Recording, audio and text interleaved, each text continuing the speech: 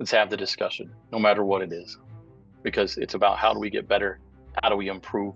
And Jamal has been integral in helping myself grow, learn. One of the things that he taught me early on was that there's no knowledge in this union that should be proprietary.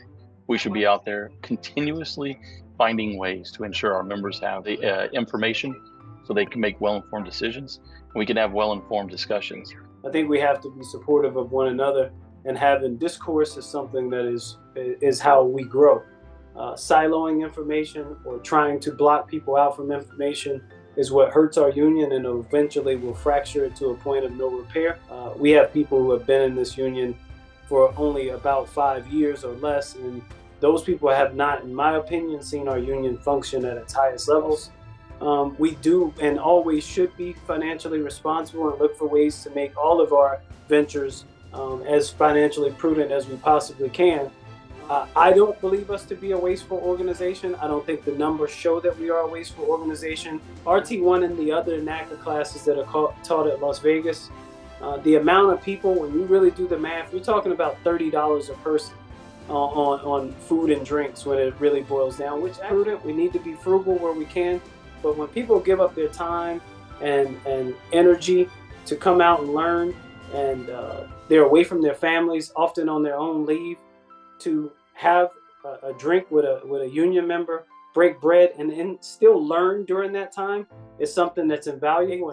The agency came to the union and said that they wanted to mandate 20 hours of training for our level 10, 11, and 12 facilities. We said that wouldn't work for us. We can't tell them what they can do as it relates to that, but we'd be willing to be part of a work group. We sent out surveys to about 80 reps and got, I think, 72 replies, somewhere in that range. The impediments grew as we also talked to reps, carved it and shaped it where it has to have intervention at the local level between the air traffic manager and FAC rep. Originally, it was wildly supported by all. Right? We have COVID, it gets shut down, it resumes in March of 2022, and the support for it goes away. If you had national direction, that you don't deviate from the policy, that you don't treat it as mandates, that you don't do those things that you're talking about, train when you shouldn't be training, like we've had in the past, we would be better served. This is a national program that's not getting national support currently. And that's hurting our locals. It appears to me that they want the NTI to fail, but somehow I think it hurts me. I've been a CPC since 2011. Doesn't hurt me at all. It hurts our trainees. It hurts our trainers. We've had a president that didn't decide to engage in 2022 or 2023 for pay, and now saying, just give me 3 more years and I'll go do it in the next term. Jamal and I want to engage either via MOU, if we haven't opened up our contract yet, or there's executive orders that are in place. They've addressed pay. It's been done many times in the past. We reestablished the pay bands, increasing the longevity raise. We would immediately, and that's your June raise, that 1.6 ideas, like a longevity bonus, where many years you've been at your facility, whether if you've been a CPC consecutively at your facility 5, 10, 15, 20, 25 years, there should be a payout to you at other premiums to put money in your pocket in the current times. Saturday pay is also on our overtime, and engaging either in a tiered system. There should be a cost to making us live at work. That we don't have to wait until a contract is over. The term is that our CBA can't be opened until 2026, right? That doesn't mean we need to wait until 2026 to try to address pay. We have a history in this union of addressing pay via MOU. That is an MBT MOU that has a number of multipliers that would be potentially added to the TCI. Loads of things that we have that should be being looked at now. We shouldn't be waiting until 2030. Anyone who does wait till 2030 or 2026 is doing you a disservice. Most of these ideas have come as a result of going to over 150 facilities. And AG pay scale, we'd like to get rid of that as well. With it. That means changing Appendix A and looking at how we do our classification index and how we do our multipliers. We'll roll up our sleeves and absolutely pursue all things that make sense in an effort to have our members properly compensated for the work that they do. So and if you say, well, we're going to max hire to what? Max hire for the next 5 years? Well, what does that do? Right? Or do we max hire until we reach the CRWG numbers, which is an entirely different conversation. So we were already max hiring, if you will, before COVID.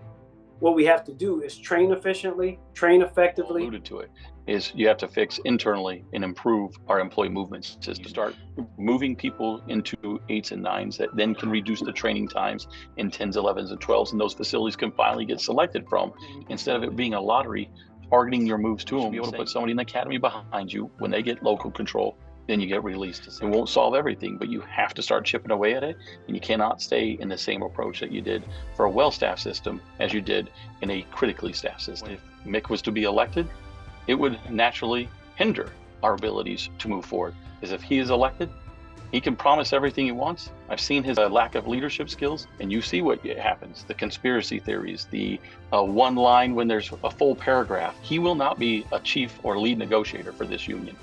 He will get stomped on, and our membership will be at a detriment because of that. Make sure that you elect the right person for it, somebody who has a resume, somebody who has the record of this. One of the things that we'd immediately propose is an optional 1 hour of pay period for any controller to use the services of EAP for a level of counseling. And maybe it helps only one person that first year, but damn it, that's one less person we're sending out a GoFundMe for. In fact, Rich is on record as saying he personally was part of getting the administrator Senate confirmed. The president of the union has a responsibility to ensure that that relationship is tight. We've been around collaboration for years. You got to make sure that they know. You got to make sure that they understand you don't roll things out unilaterally, because we've been the solution for years and will continue to be the solution to what ails this agency, what ails the national airspace system. I expect a whole new world of people being willing to be open instead of being scared to actually get out there and say what they really have to say, in fear of being made fun of or being chastised or being cast off, we'll call the quote unquote island. And not a single person has a conduit over to the regional flight surgeon. We need to start figuring out who that conduit is. One is letting the committees speak for themselves. You solicit for people to be on committees. You select them based on their expertise. The next thing to do is get out of their way and then provide support. I don't have an RVP sitting in their meeting to be a liaison to me, to come back and tell me what they're doing. I trust them, and then I support them. And oh, by the way, also don't always try to steal their thunder and make it yours. When ATX committee or the National Training Committee develops ATX, or it comes out from the Reloaded committee, don't try to make it yours. Give people credit for their work, and they'll continue to work hard. If executive orders are in place and we open a CBA under an administration that puts the executive orders that were in place before, we immediately lose 77 contract articles. Those contract articles include things like our ADSAT protection, our schedules, our annual leave, our ability to leave a facility, Article 33, our position description, rotation through positions, things that I think a lot of times our members think that the agency is benevolent and they give us things. We have fought tooth and nail to get every single thing that we have. Do we want to extend the CBA? Absolutely not. Do we want to protect this union and its members? Not only do we want that, we have to do that. For quite some time. When have we ever said we're going to take this singular approach and that's it? We win or we lose it, or it all goes away from us. We have to engage in LR, and that would be through the MOUs or a term negotiation. We have to engage legislatively, because like you said, this could continue and perpetuate on and on. But you will find out from the exact same person who put in the executive orders, when you go to negotiate via MOU, that they're going to say, yeah, we're going to end up taking 77 contract articles from you before you start, but we want to pay you a lot of money. Those things don't usually go hand in hand. So this notion that somehow the only way to increase pay is during CBA negotiations comes from people who don't actually know how to move the pay. But in contract negotiations, I think people believe everything to be linear or you go up. It's not how it works. With Barack Obama in office, you know what they offered us in the last contract negotiations? To reduce our pay. To take out the regardless of position and band exemption that allows us to get up to the cap, that allows us to move through the bands. They took that away. They offered to take that away. They also offered pay by area. They want to be able to go into ND Center and say, this area is a level 8, this area is a level 12. These are the type things that they want to do. We're taking the high road. We're being honest with the members. And we hope that that resonates because we know we're doing the right thing for the right reason.